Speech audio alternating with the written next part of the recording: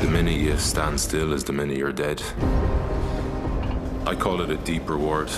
It's the opposite to the instant gratification we seem to all be chasing.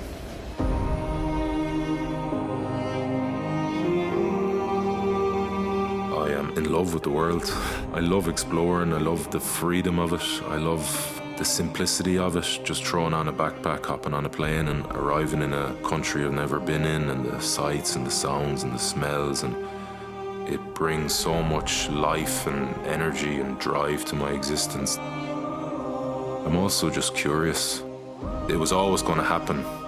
The actual rows and the runs in the mountains are just avenues for that primal side of me to come out and take on the challenge.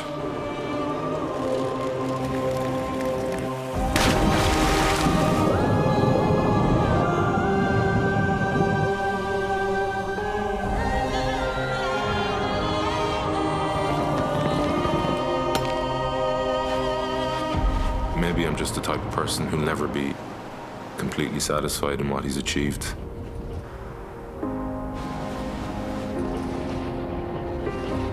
My next challenge is a 4,800-kilometer solo and unsupported row across the Atlantic Ocean.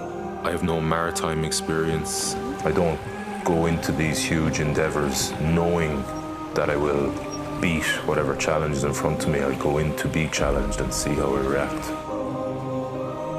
Everything seems so much simpler and easier and slower when you've gone through these extremes, and that's the greatest reward.